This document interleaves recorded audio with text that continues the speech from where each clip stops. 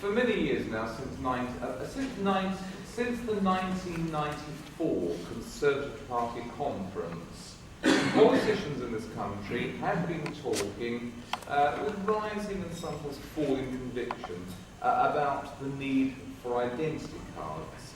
Identity cards will solve every problem we have. If there are people impersonating other people to pass driving tests, identity cards will be the solution. If we have illegal immigrants, identity cards will be the solution. If too many people are claiming the wrong kind of welfare benefits, identity cards. Terrorism, identity cards. Global warming, identity cards. the solution never changes. The problem that identity cards is supposed to solve changes every 6 months. And the problem with arguing against identity cards is that these things don't sound terribly dangerous. I mean, if you've nothing to hide, you've nothing to be frightened of. And what's the problem? People had them in the war. People in most European countries have identity cards. What are you talking about? You don't want an identity card. What do you think? The British government will round you up and put you in a concentration camp? Oh, come along, let's be sensible. Those things don't happen in England. Yes, okay, it may change the relationship between citizen and state, but so what? We have so much crime and disorder nowadays that we must make certain sacrifices. And you hear this barrage of drivel coming out of the radio set and off the television set. And every so often, people like me and Tim, we go on the radio and say, no, you can't do this, wrong. But there is a dedicated semi-mass movement, no to ID cards, which fights this and has been doing so very effectively. Guy goes around the country. I did a spot with Guy, I think in February, where he came out, not a long speech, he came out with arguments that I found absolutely compelling, and I thought that I knew most of them. So Guy is no to ID, but he has a large network of local branches, and these people are doing a lot of good work. And if we get away with identity cards this time round, and it is quite likely that they won't come in this time, if we win this battle of the war, it will be Guy who was the general of the winning side. So I give you Guy Herbert of No to ID.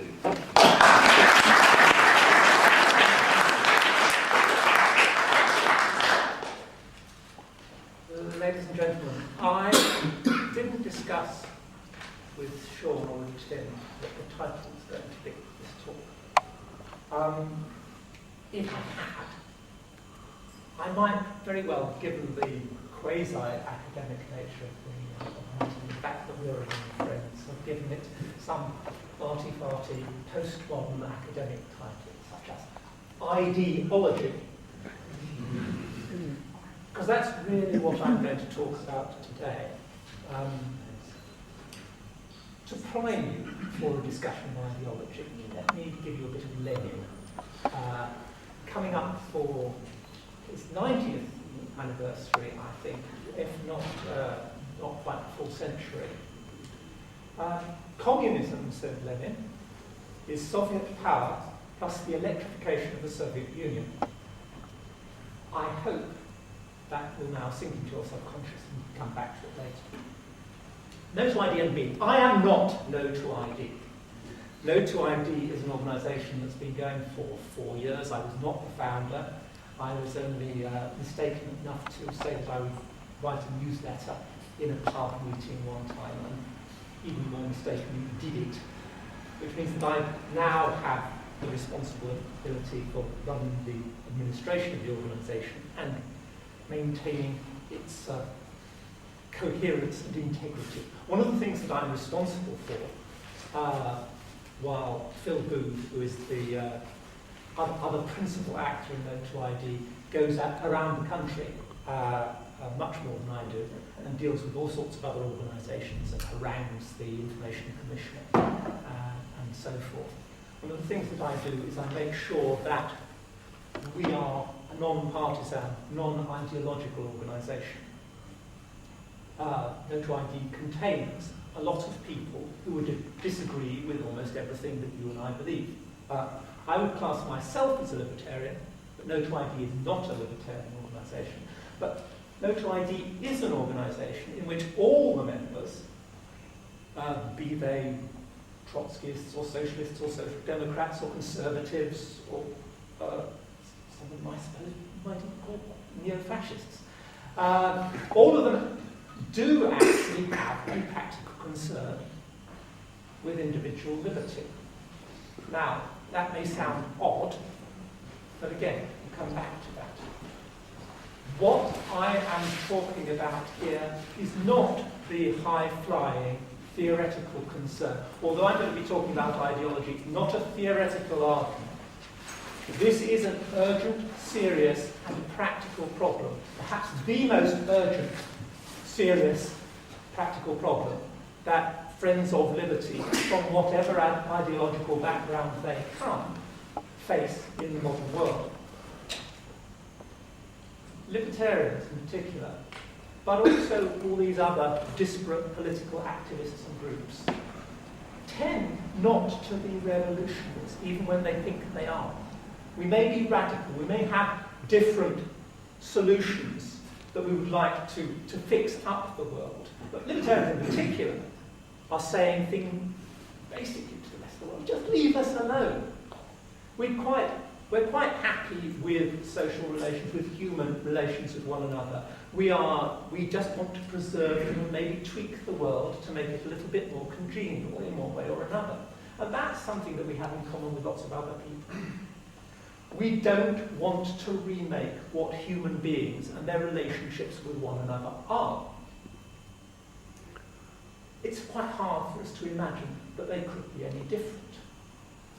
And that's because we've got hundreds of thousands of years of conditioning, of living in social groups and relating to other human beings as human beings. So when people talk about ID cards, they think this is just an authoritarian bolt-on. One of those cases where there is an instantaneous, local, immediate opportunity for oppression or suppression. The police demand to see your ID, papier and bitter. We've all seen the films. We've seen the riots in France that result from this sort of bullying behaviour by state officials. But we think that they're just an addition to our life. Well, an addition to our life that we are not used to in this country and we wouldn't like to see. But sometimes the deeper significance of this scheme gets missed. And it's the deeper significance that I really want to address.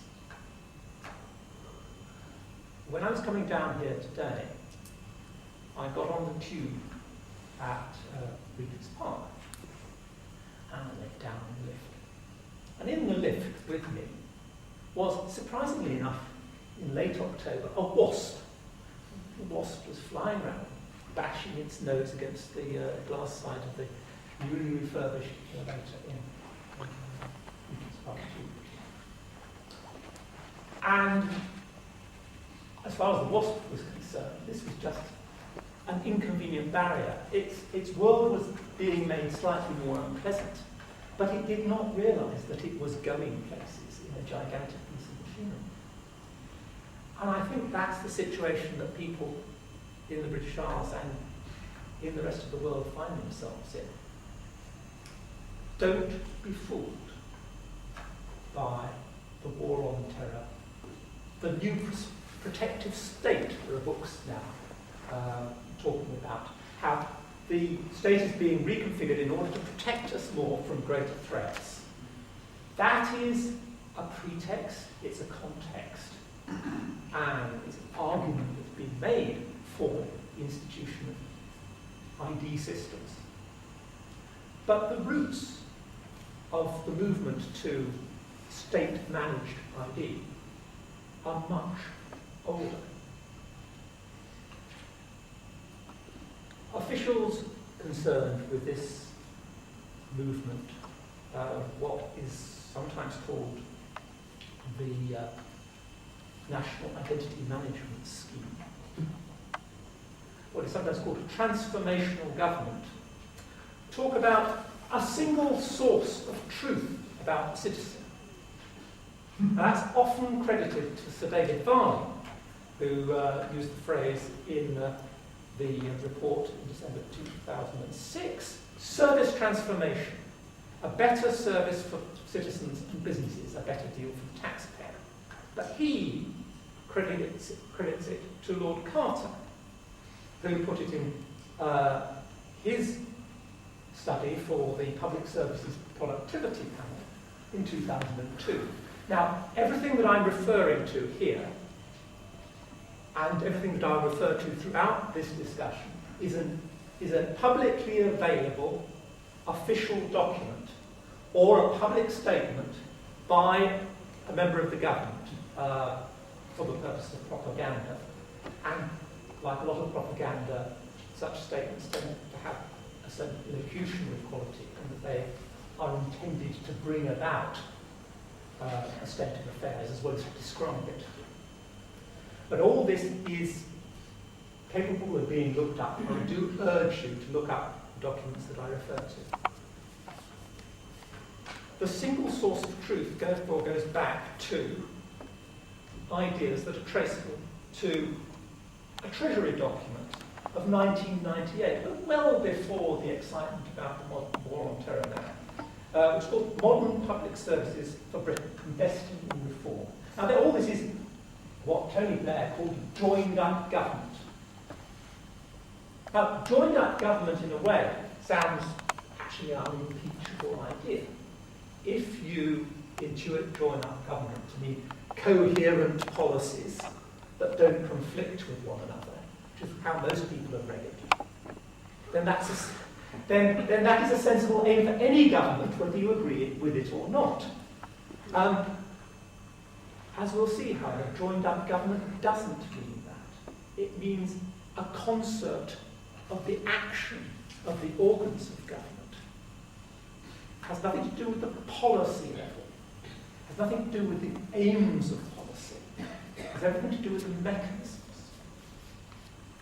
Now, Sean has mentioned, the idea of identity cards doesn't just go back to 1998 and to citizen, a single source of truth about the citizen.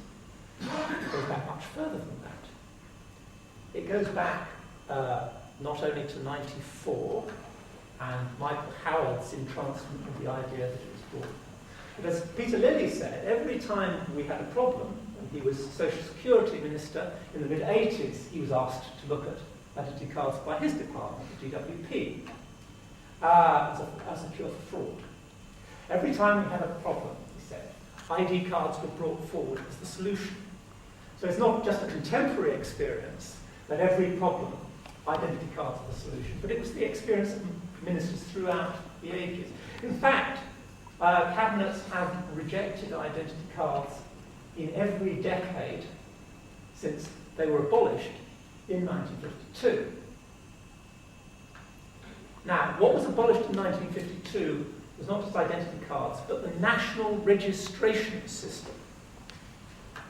National Registration System was a system by which everybody was registered initially for the purposes of conscription, rationing, and national security in 1940.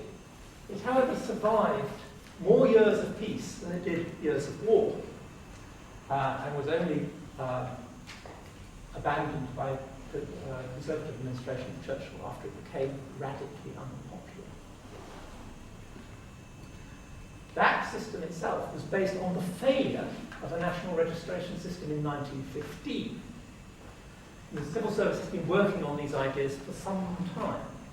And I owe it to John Agar, who produced a study for an online journal called History and Policy, for pointing out that in the 30s, the civil service was considering how national registration that had failed in 1915 could be reintroduced more effectively.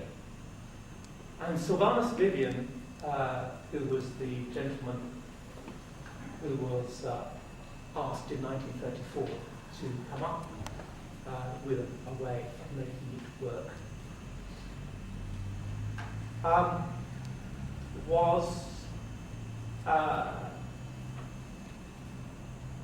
studied the matter very deeply, and he came up with an idea that survives in the modern scheme. The idea, he called it, was to give the scheme parasitic vitality. That is to say, to make it a vampire on the citizens' livelihood. His idea was that you should not be able to obtain certain government services without being registered on the scheme. Then people would want it. And we see that being rolled out today. We are told that ID cards for foreigners will enable us to manage foreign immigrants to this country. We're told that by registering for an ID card when you get your passport from 2011, 12 now it is to be. It was to have been, as we speak, the program's got delayed. That your identity will be secured by that. And of course, because you will voluntarily apply to be registered at the same time as you get your passport, and your passport application will not be complete without applying to be registered on the National Identity Register, you can see how the scheme will take blood from our normal desire to travel. So this has been deeply thought through and has been consistently pursued for a very, very long time. What is new and what most people do not realise, the vast machinery of the lift surrounding us little wasps, is the size of the project. This is a deep and difficult problem, as mathematicians are going to say. There are not just one or two national databases, plan or intro, but actually dozens. Before ID cards were given the OK in the Home Office, there had already begun from 2002 onwards in the Treasury something called the Citizen Information Project. This has been wound up, or rather rolled into the National Identity Scheme. There are on the web the documents relating to the Citizen Information Project, which have now been released. There are 5,000 official documents, reports, available on the web concerning the Citizen Information Project alone. We then have Connecting for Health, the National Health Service database, which will collate all medical records about everybody through the agency of the Department of Health. We have what's sometimes called the Children's Database, Contact Point, which is supposed to maintain all the relationships that every child in the country has with any department of government, that their families do too, in order to protect them. And that is being rolled out as we speak.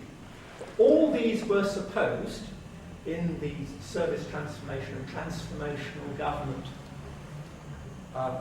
vehicles, there is a Cabinet Office strategy called Transformational Government Enabled by Technology. All these are supposed to be linked by the National Identity Register. By numbering every individual, all that individual's relationship with any state body and potentially with all other organisations within civil society can be collated and can potentially be monitored. This scheme is so wide-ranging that it seeks to escape the boundaries of law. There is, and was produced by the Department of Constitutional Affairs, as it was then called, now the Ministry of Justice, in 2006, was it? Yes, the Information Sharing Vision Statement, published on 13th of September 2006. This was a very, very important document, and the Ministry of Justice is still working on the outfall from that. The Information Vision Sharing Statement pointed out there are some problems with sharing information about citizens between government departments, between agencies one sort or another. There are 4 barriers they have identified. 2 of them relatively trivial. Data protection law. Data protection law isn't really a problem, because every time there's a data sharing, information sharing provision in any act of Parliament, there are a myriad. The Data Protection Act is, where necessary, amended in order to permit it. And there's human rights law. Now, human rights law may have a bad press, but under Article 8, the entitlement to protection of private and family life, respect for private and family life, causes some pause among officialdom. Causes less pause than it might, because of course, like many Human Rights Act provisions, it is subject to such constraints as are reasonable in a democratic society for the protection of a whole series of things: national security, economic, the rights of others, and protection of public morals, among others. I'm sure people here can cite them better than I can. So that is a problem, but provided there are legal provisions to get around it, again, not difficult. But the problem here all the time is that it's a case-by-case requirement to justify information sharing, and that, in the panoptic state, is a problem, because free flow of all this information is ideal. The other 2 barriers are even more difficult to contest. One is common law confidentiality, which is potentially a considerable problem. If you give up information, you're entitled to expect that it will be used within the bounds of the confidential circumstances for which it was given up. Now, that has already started to be overrun in certain legislation. But the Ministry of Justice has been commissioned to look at ways of setting aside all these barriers and has yet to report. And the final one is why I say this state information sharing is beginning to exceed the bounds of law and seeks to escape the bounds of law. Because the Ministry of Constitutional Affairs, the Department of Constitutional Affairs, identified as a barrier to information sharing the concept of ultra vires, the idea that powers can only be used for the purposes for which they are given. This is standing in the way of transformational government. See, what transformational government aims to do is to transform service provision, which is to say, transform everything that government does. And to do so, it requires to synthesize and to make not a monarchical state, but a monadical state, a hive state, which controls the citizen as one, that is on your case all the time. And in order to do that, the citizen, as well as the state, must be viewed as a monad. What we're used to in our normal social relations, built up over thousands of years, is that our identity is actually fractured. It's built up of a series of relationships with that person there and this person there. Your mum doesn't know what you get up to in London, I assure you. She may suspect. But our relationships are individual, and we are at the core of them. We determine who we are, to whom, under what circumstances. Historically, our relationship with the state was somewhat different. Different parts, different organs of the state treated us as completely separate individuals, and very seldom were they able to match the two up, which is essentially what identification means. This monadic transformational government essentially transforms the nature of what it means to be a human being. From being made up of a bundle of relationships, which we select and provide information about ourselves to others as we see fit, and we create our own personality, synchronically as well as diachronically. I am a different person to one person, to you in this room, than to the people I know in my working life, people I know in voter ID, perhaps. But I am also a different person from the person I was 20 years ago. There are things about me 20 years ago that no longer intrude into my daily life.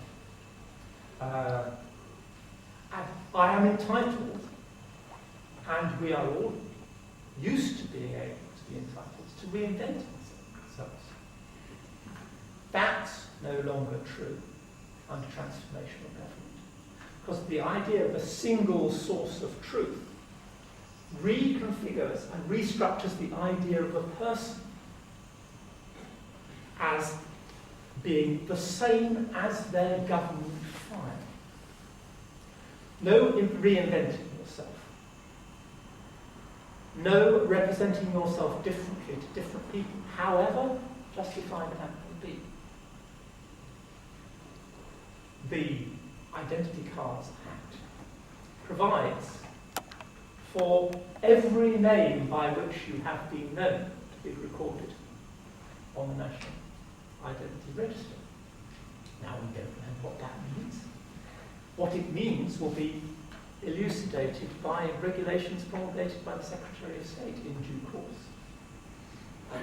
But you can see that the capacity there is there, the will is there, the fundamental conceptual structure is there to unite every aspect that you might attribute to yourself under the one government file. That is a revolution.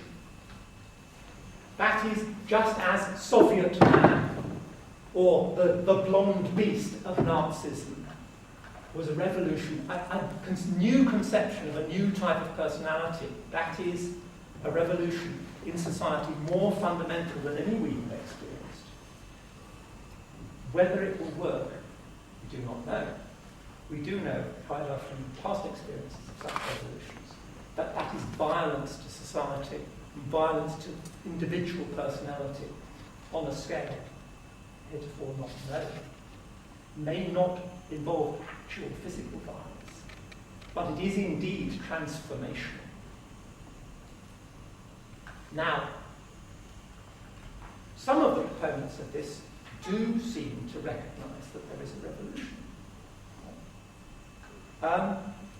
Lord Gould of Brookwood, I've quoted this in many forums before, so it may be familiar to you. Speaking in the House of Lords in November 2005. Now, Lord Gould is Tony Blair's pollster, Brian Gould, said that, I'll probably quote the whole thing. Both of the previous speakers, the latter with great emotion, were arguing for freedom. We have to ask what greater freedom is there than the freedom to place a vote for a political party in a ballot box upon the basis of a mandate and a manifesto. That is the crux of it. People have supported this measure. That is what the noble Earl's father fought for, but that is too trivial an answer. I know that. The fundamental argument is that the truth is that people believe that these identity cards will affirm their identity.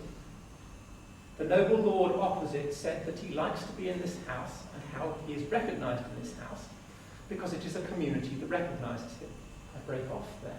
That is precisely what I've been talking about, the immemorial construction of our identity out of our relationships with other people.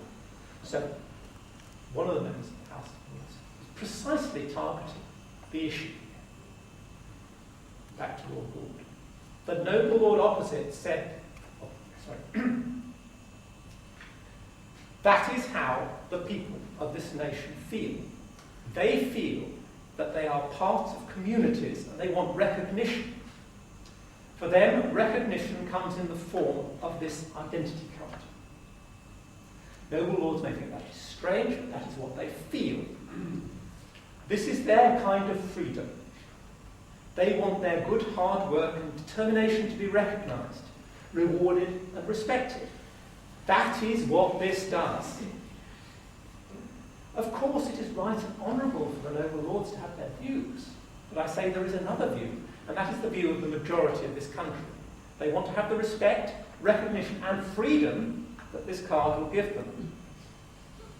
Times have changed. Politics have changed. What would not work 50 years ago works now. It is not just me. I have the words of the leader of your party, who is referring to Michael Howard. I have listened to the police and security services. They have told me that ID cards can and will help their effort to protect the lives of British citizens against terrorist acts. How can I disregard that? This is not some silly idea of the phony left. It is a mainstream idea of modern times. It is a new kind of identity and a new kind of freedom. I respect the noble lord's views, but it would help if they respected the fact that the bill and the identity cards represent the future. A new kind of freedom and a new kind of identity. That is the sort of language we are used to from totalitarians. The pretense to reinvent the whole of society in order to solve an immediate problem, to reinvent what it means to be a human being. And the proponents of this scheme have also reinvented the state from being an umbrella which protects and supports us in some way, which many people in this room would dispute. The state has become, in this model, a club. You are either in or you are out, and you have one membership card. You don't experience the state except through the agency of your number. That's how fundamental the transformation involved in ID cards is. Andy Birmingham, somewhat later, now Minister for Culture, told the Day programme when he was in charge of piloting the scheme, I take it to be part of being a good citizen, proving who you are day in and day out. Now, in my current experience of life, and certainly up until, again, government started to get interested in these sort of things in the 90s. My experience was I didn't have to produce any proof of who I was day in or day out through months at a time. That's not the sort of society that transformational government would like to see us live in. But the effect on the individual is subtle and deep. It doesn't just mean that what it means to be an individual is changed. It means that your behaviour is changed. By being identified at all times by being required to prove your identity day in and day out. You are constantly reminded that you are under observation. The identity card is rather like one of Sauron's rings. You can recall the film of Lord of the Rings. The moment Frodo popped the ring on his finger, he was invisible to his comrades. But the eye of Sauron, far away in Mordor, focused immediately upon him, and he became totally visible and totally at the mercy of the servants of Sauron. That's a very good metaphor for what transformational government and identity management by the state does. It removes us from the trust of our fellows, and it interposes the state between us and them at all times. From a situation where we can trust anyone we choose, we can see anyone we choose, we can interact with institutions as we see fit in mere appearance, suddenly we may trust no one. The only way we can trust people, or they can trust us, is through the agency, through the intermediary of the state, placed as man in the person of the Identity and Passport Service and the Home Office in every civil transaction. So we may not trust one another at all, but we must trust the state absolutely.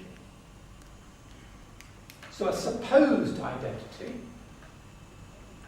where each of yourselves, as represented to others over the course of your lifetime, are held to be one because they're pigeonholed in the same official file, becomes an imposed identity in which your single identity is controlled. Not just monitored, but controlled by the state for what happens if the state does not recognise that transaction. They say, this person is not to be trusted as who they are, because the state says they are the other person. That's a frightening amount of power, and it's a total power.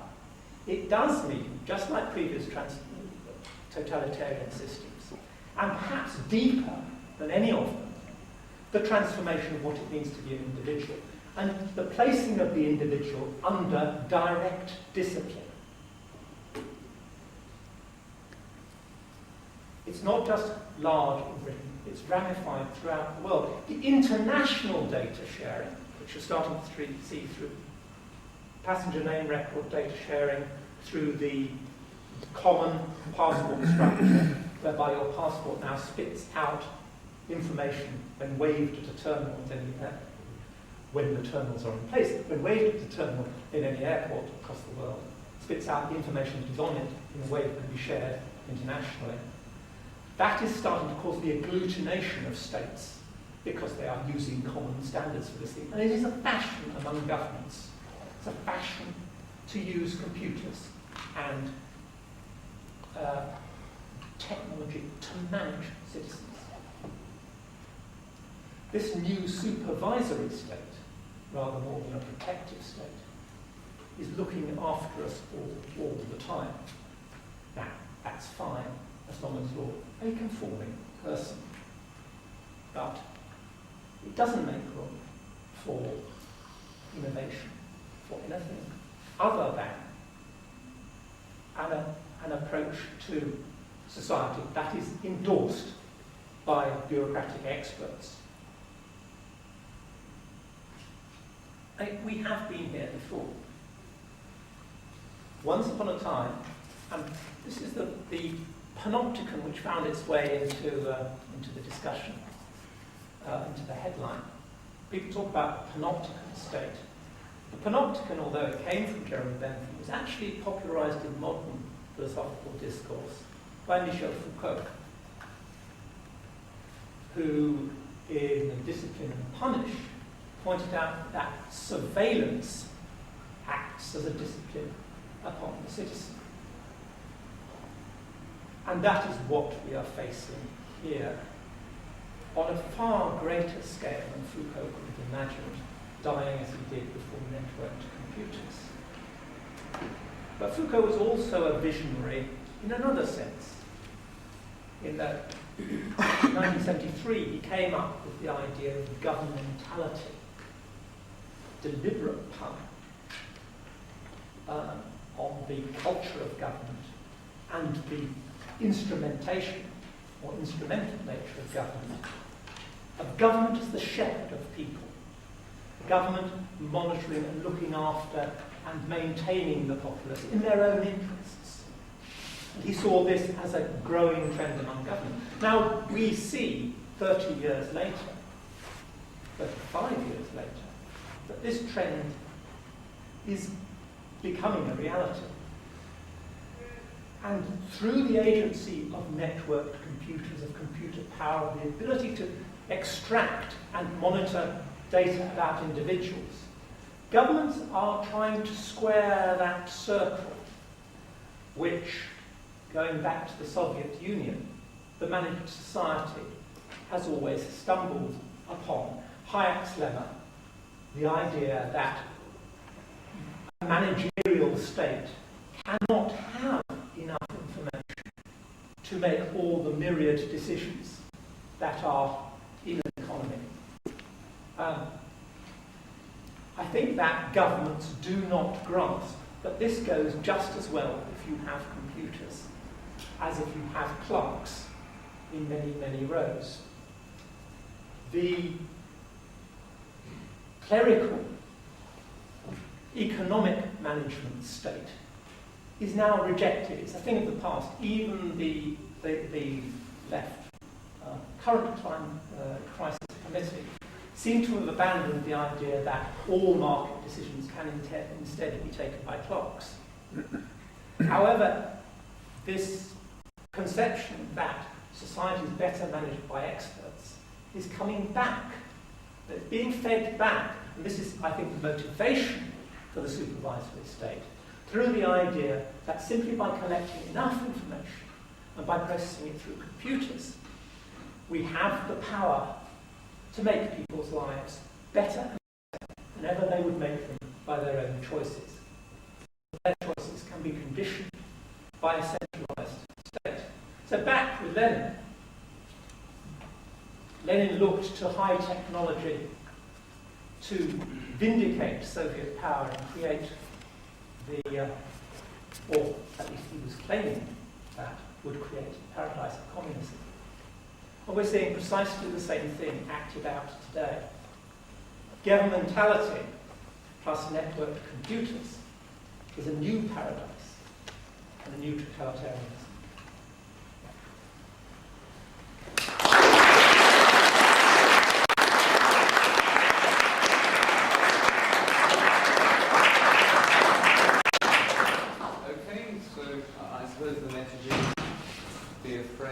Be very, very afraid. Now, there are questions. Tony Brown, you're the first person I saw. Thanks. I very much enjoyed your talk.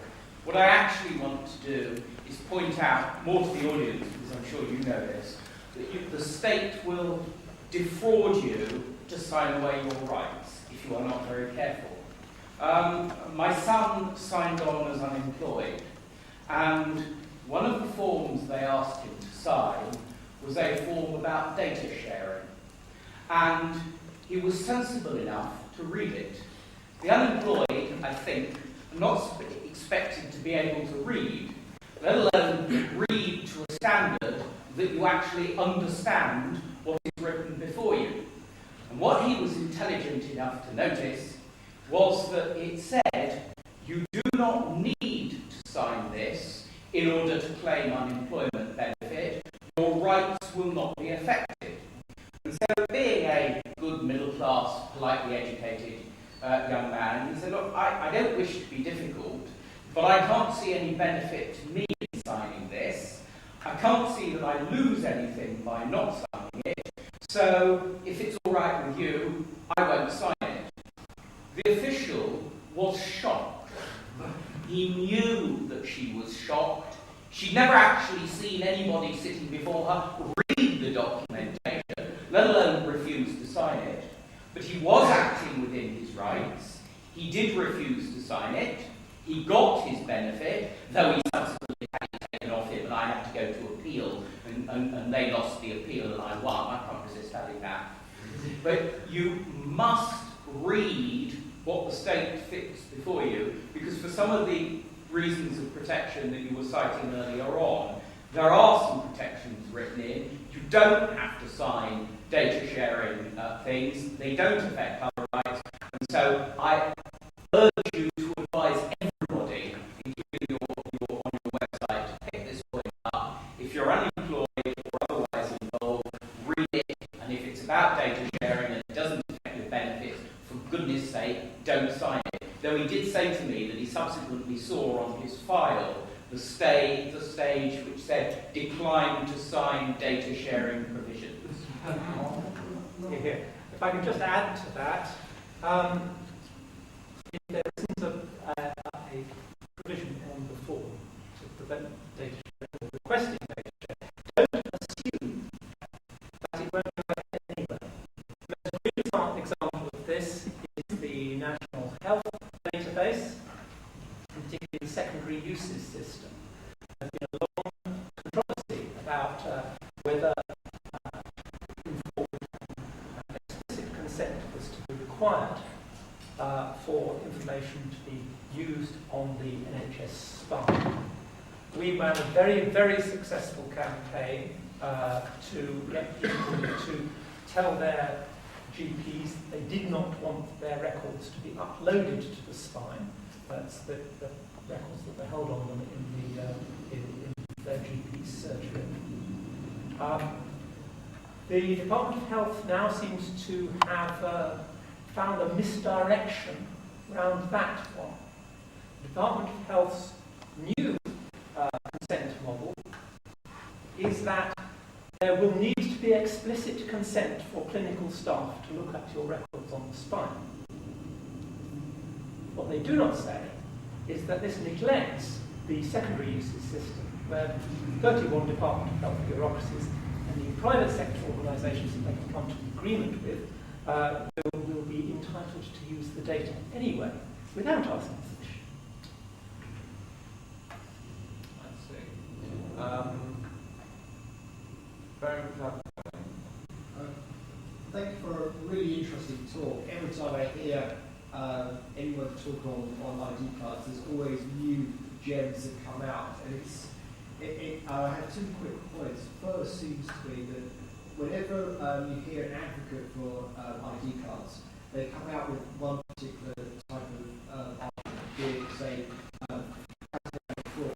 As soon as you start to go off on that, they move to, say, national security, or to other examples, all the way through, but then they would take back to the first one. They never ever actually to the sort of immigration controls or entitlement to benefits, all sorts of things, but they never ever to have a justification that is solid enough to actually absorb the tax. And that brings me on to the sort of second point, which is on the contact point. In local government, there's been concern about how much it's costing and what's going on to it. Now, it sounds very good in some respects, because you've got some real horror stories that have happened of children in care who have been sort of abused in various ways, even though the agencies knew about them and were intervening, sort of. And that's the sort of is a key point, is they didn't know who was doing what and where the responsibility was, who dropped it. And contact point is being sold as a way to bring all that information together and make sure these things don't happen. However, the information in contact point isn't enough to compare those kinds of interventions. You know that there's other agencies involved, exactly the type of interventions that are going on contact point. So it's being set up as a framework, but it's an incomplete framework. So more stories, and the moment we can predict what will happen will be we need more. We need sort of more involvement, and so it creates a mission creep, an expansion of it, because it's got that framework of argument for that framework in the first place, and that's really dangerous. As we're creating a mechanism to grow the state through this, because it's incomplete at the moment. Indeed, and most of the legislation that provides for data sharing powers, including the Identity Cards Act itself, is designed to be expanded by statutory instrument. The thing that people always say, and I get different numbers quoted at me, is people are obsessed with the number of items of information here in the National Identity Register record. Well, they're wrong, generally, when they say items of information, because what the schedule to the Identity Cards Act lists are categories of information that may be held. And my count is there are 50 categories, but those categories are potentially infinite in size, many of them, in the information that they contain. But what they're also missing is that the Act itself contains powers for the Secretary of State to bring forward statutory instruments, regulations, to alter or increase the amount of information that is held on the register. Where there is a demand for any of these things, and something must be done about any particular problem, a culture of data sharing, of centralised information kept on the citizen, necessarily, as you point out, encourages more of the same. Like any large organisation, Parkinson's or compliance. It's not working. We must do more of it. Let me see at the back. Who is the gentleman right at the back? Oh, it's John Coates. Thank you for that. I've always been, and I'm sure most people in this room have been against it from the heart, but actually your talk today made me against it from the head as well, which is a slightly better place to be. You mentioned Brian Gould as understanding part of it. I presume actually most of the politicians who parrot out what to a lot of people seem like good reasons for having them are actually too stupid to understand that, and are just parroting. But they do give us one area in particular which is an even bigger concern, and that is the imposition into the private sphere. So you will not be able to get a bank account, you will not be able to do this kind of thing. And I wondered if, as well as campaigning against, which is obviously crucially important, we need to be coming up with and promoting alternatives to that, because I know, living in a hall of residence for 10 years, despite that, my address has changed 4 times and so on, and I'm not the same on any 2 databases that any credit reference agency looks at. So I can't even get a mobile phone replacement. So, there are areas where clearly there are benefits in having some kind of, call it web of trust or something that we can mutually build up. Yes, it's a very, very good point. The extension into the private sector is already happening. In the draft Immigration and Citizenship Bill, which is only partly before consultation at the moment, and sort of the data sharing bits have yet to follow, there is a provision, it's clause 30 in the draft bill, whereby you will provide such information as the Secretary of State deems fit on registering at a hotel or other provider of accommodation. The failure by you to provide accurate information, or by the hotelier or bed and breakfast proprietor to keep that information, would merit a £5,000 or £10,000 fine or up to a year in jail. And that was adumbrated in the regulatory impact assessment for the identity cards bill that came out in November 2004. What we have yet to see appear are some of the other things that were provided in that bill. They have denied that they want registration of mobile phones, although that was in the regulatory impact assessment as well as on the go as 2004. We have yet to see production of identity in order to rent property. But no doubt that will come. Of course, money laundering regulations, so-called, means that you can no longer even appoint a lawyer without providing identity satisfactory to certain standards. Alternatives. There are plenty of alternatives. The trouble is they're quite hard for the public to understand. If the dangers of the present scheme are difficult to comprehend, creating a technological system and legal underpinnings for an alternative shared or distributed trust model seems to be very hard for people to grasp. You're quite right, the politicians don't understand it in the slightest. Very often they get it profoundly wrong. Even those politicians who are charged with selling it directly from the Home Office and from the Cabinet Office very often don't know the details of the legislation well and misspeak and describe what they're doing. There's an example with Makilia giving a keynote address at Biometrics 2008 conference last week. She completely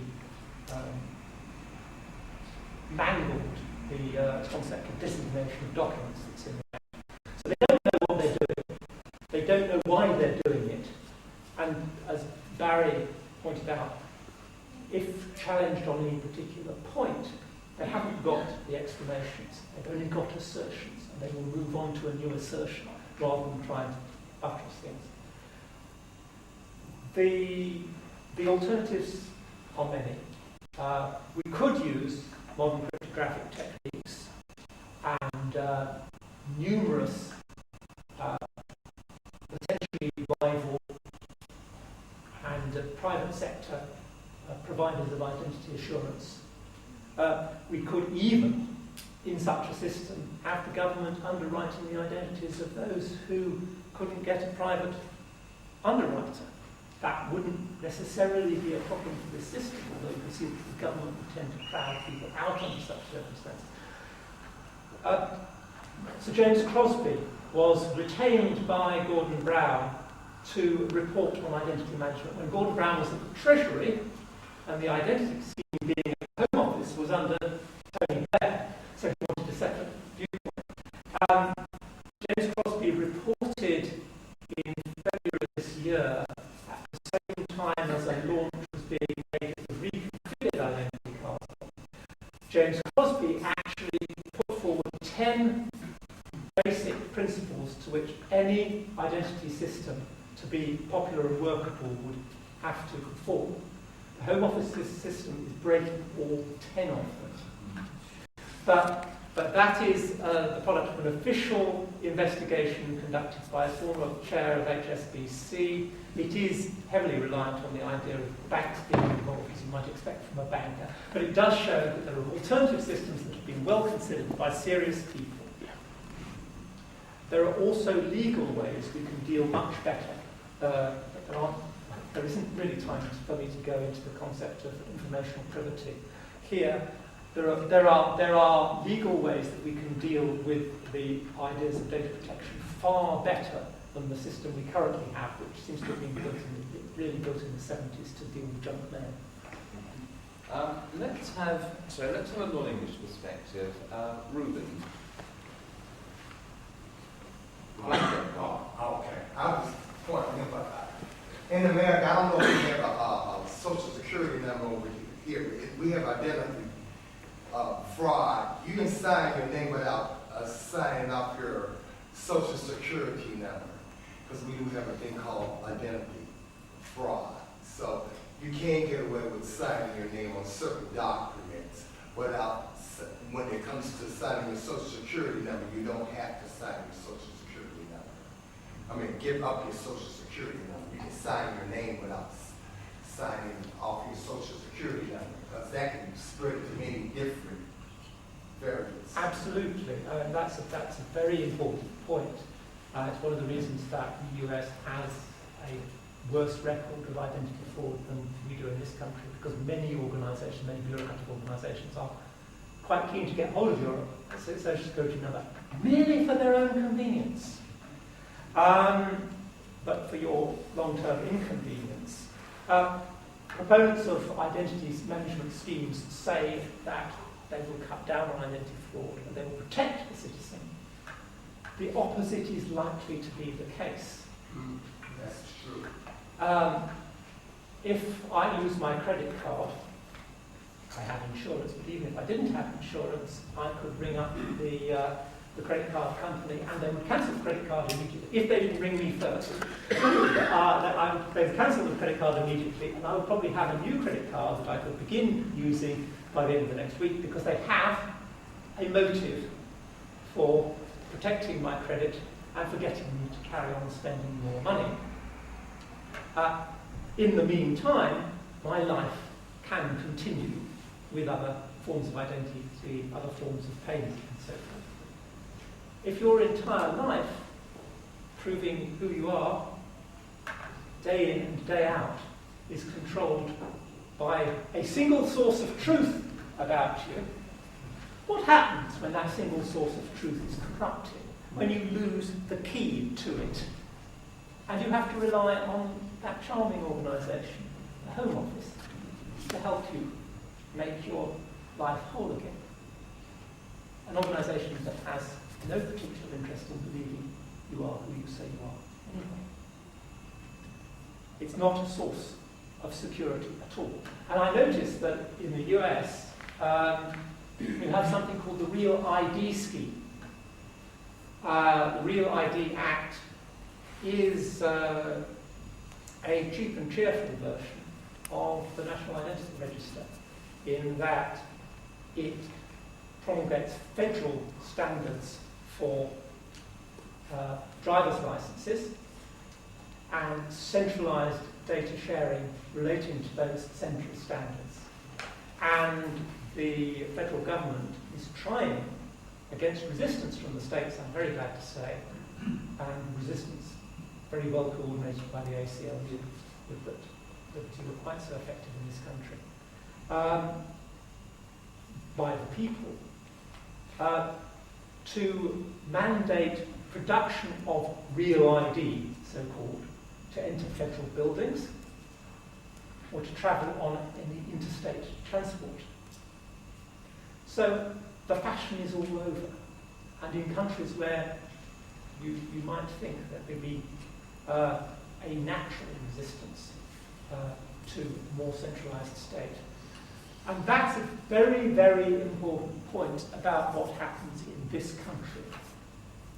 Because if it is an international trend among governments, data sharing is extremely popular, whether or not they have centralised ID systems.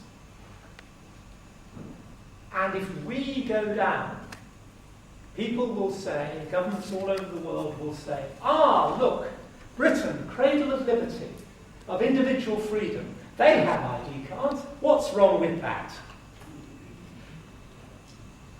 So our fight is everybody else's. It is. Okay, let's see. I will take Michael. Hi, I'm Michael from Belgium. This is my electronic identity card with my national identification number on it. So my question is basically, am I already with you? Do you have any information on the Belgian? The Belgian system is one of the better designed ones. But better for the citizen.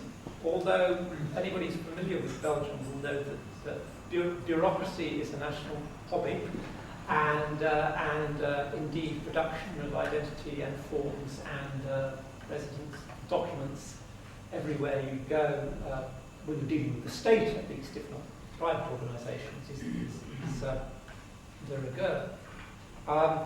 The Belgian system is quite well designed from the point of view of security, and as far as verification of the card, rather than verification through a central database. One of the most horrific aspects of the British scheme, which is not replicated anywhere else as far as I know, and may not even be practical, is the idea that every time you verify your identity using your identity card, a record of that transaction will be made on the Central National Identity Register, so that every civil transaction verified by the card will accumulate on your permanent record, and you will be neatly traceable.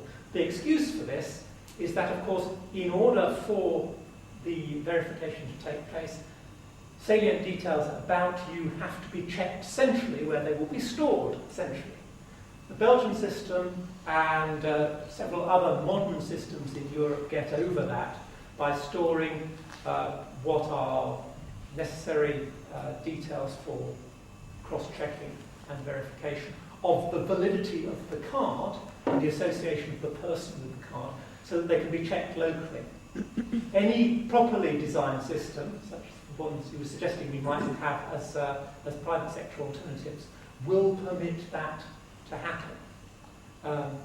The British system is being designed deliberately the other way round, because it is about data sharing and population management. It is not about security of transactions and security of identification. Okay. So many people. I'm trying to choose people from different parts of the room. It's Brent Cavill again. With the national insurance number, that's another sort of number that tracks you. And I don't have one at all. I wrote to National Revenue and asked them if there was any legal requirement to have one, and they sent me a nice letter back saying there was no national requirement. And when Department of Work and Pensions officers came to our company to help the rest of us new immigrants into this country get our forms signed and everything, I was the only person there that basically I showed them the letter from the National Revenue and didn't fill in the form. I don't know whether if you already have one, whether you can use this to deregister yourself from the national insurance system, but it certainly helps a lot if you not being on the system at all. In Canada, I got the number when I was 12 when I enrolled in Army Cadets, and had no idea that that number would then stay with me for the rest of my life. That's one of the ways I think that they sort of push it on you. They get you when you're going to go to work. You want to work, and they say, oh, you have to have this number to work. And that's one of the first stages, I think. Yes, I mean, there is, as was mentioned earlier, a tendency for the form to dominate. And there is an assumption that filling in all the boxes is a requirement, when it may not be. The reason you don't need one is because you will never have a pension in this country. What they say is it doesn't affect your benefit. It may delay your payout, but you don't get removed from the benefit system. That's So an I don't interesting think fact. pensions will be there for me anyway. So. Okay. What I'm going to do is take one last question and ask Guy for a quick response. Let me see. I shall be shamelessly nepotistic and allow Tom Burrows to ask the last question. Well, nepotism, I wasn't aware that you were my dad, sure. In spirit. Yeah. Question, to what extent was the loss of 25 million persons' data a few months ago in this country involving, was it the guys at Newcastle Edinburgh? Forget which. It caused a huge amount of kerfuffle at the time. I got the distinct impression that this fiasco and subsequent loss of data that come to light really did dent the confidence of maybe only superficially of government about ID. And there suddenly became, out of every corners of the media, a lot more criticism of ID systems and of particular centralised databases than there had been for quite some time. Now, I know being optimistic is a hazardous thing for libertarians, but do you think that there is much more of a chance that we can kill this thing now as a result of fiascos like that than would have been the case, say, if we had this conversation 12 months ago? Yes, it gives us a tool for doing so. And the reason I say that is very briefly because it's woken people up to the fact of the database's existence. Most people are more or less aware now that an ID scheme is planned. Almost none of them are aware of what that means. Now, if everybody in this room tells people what it means, that there will be a centralised national database, then that will rile people a good deal. The more people know about this, the more they hate it. So tell them, we must tell them. We did run a poll last May, in which we ran side by side 2 questions. One question that we have been running for now 3 years, which asks people superficially about the ID scheme.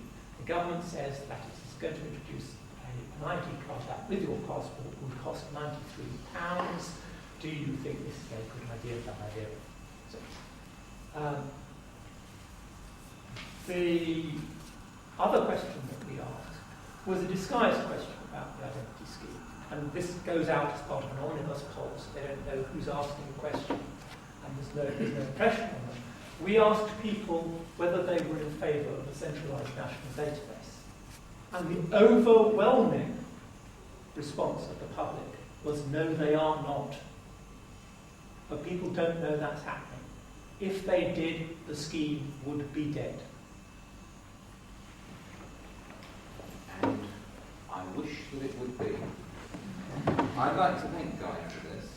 It's probably the most frightening talk of the weekend. It is rather worrying to see the British state transforming itself into this new totalitarian entity. It's rather like watching the cheapo special effects in Curse of the Wolfman. The state is applying very sharp white teeth at the moment, and we must all do our very best to make sure that these teeth are filed off as quickly and as painfully as possible. I'd like to thank Guy. We shall have a break for 15 minutes. When we come back at 4:20, we shall have a short session with Malcolm Lee-Glendenning, who will talk about postmodernism, and then we'll go and have a drink. Okay, so a big hand for Guy.